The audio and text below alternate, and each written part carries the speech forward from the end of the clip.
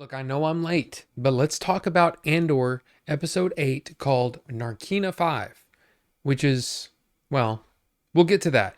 But look, this is not going to be a play-by-play, right? This is just a review of the things that stuck out to me while I was watching the episode, but there will be the occasional spoiler that, if you hadn't seen it yet and you do want to see it, you may not want to watch this, at least not yet. But yeah, let's just get into it. At the end of the last episode, Andor got arrested for no reason at all, really, like literally just walking. But anyway, he gets arrested and he is sent to prison. And this is really interesting stuff because you get to see how the Empire works. You get to see how the Empire oppresses people. I mean, like in the movies, we get to see what the Empire is doing.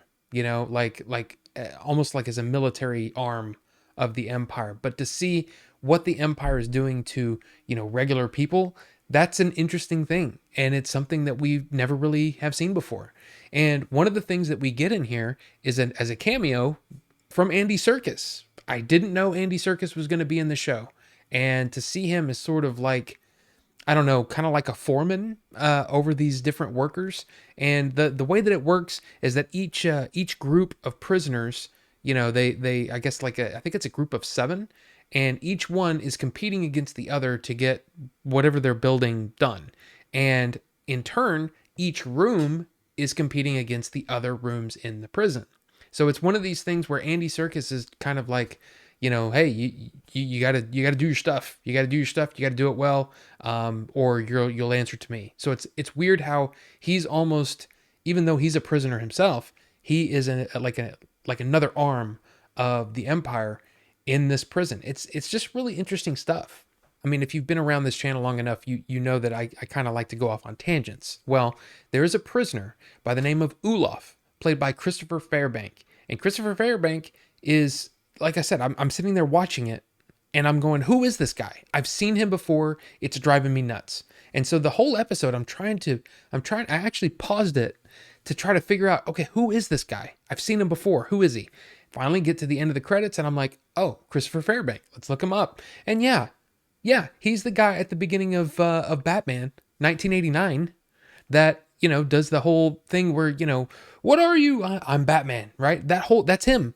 That's the guy. And then later on, he was in The Fifth Element as sort of the doctor that's helping to, I guess, put Lilu together, And at the end, he does that really funny, like they're not ready, and it's like, wow, character actor. He's been in a lot of things, and then most recently, he was in Guardians of the Galaxy as the antiquities dealer kind of guy. And look, I just wanted to point it out because I thought it was cool. In another segment of the show, Cyril finally gets to meet with Deidra. And Deidra she's kind of one of my favorite characters to watch on this show.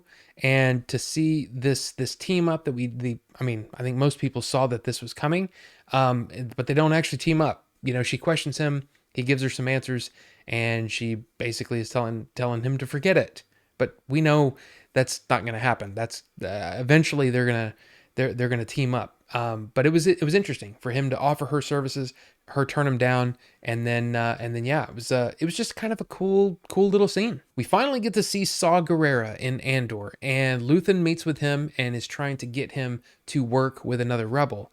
And of course, Saw is such an outsider when it comes to the rebellion because he's such a militant guy. He doesn't matter who gets hurt as long as the cause goes forward, which is, it's weird because Luthen is sort of the same thing, but he's sort of in between Mon Mothma and Saw as far as like the I guess the extremes of the rebellion. So it was a cool scene to see. Again, I feel like it's setting up for some future episodes here, but that's kind of what the second act of an arc should do, right? We also get to see Bix back on Ferris. She gets captured and questioned by Deidra. So I guess it's a reminder that even though we're kind of rooting for Deidra in a way, she's still the bad guy. So it was an interesting scene. And look, the 3-episode arc wraps up next week. I'm really excited to see what's next. Now, before I go, I also wanted to point out that the score in this episode was really, really good. It's Nicholas Britell who does the score, and it was very reminiscent of like what I thought of Hans Zimmer's score for Blade Runner 2049. Loved it, and I thought it really added to the tension, all of this stuff. I mean, the look of the episode is great. I mean, you almost have this THX 1138 kind of look to the prison. I really like that, the way that they're barefoot and they can control them by that. I mean, gosh, we even get a suicide, which is something we don't usually see in Star Wars. And look, we've been saying it, right? It's an adult show. It's a more adult, more mature show than we've ever gotten before. And look, even though this one didn't have like the huge action, I really, really enjoyed this episode. So, Andor episode 8, Narkina 5. What did you think of it? What do you think's coming? Look, for me, I'm just letting things I'm not even thinking about it too much. I'm not trying to second guess the show. I'm letting the show just do its thing, you know? But I'm curious what you think. Leave your comments down below. We'll talk about it. So thank you all so much for watching, and we will see you on the next one.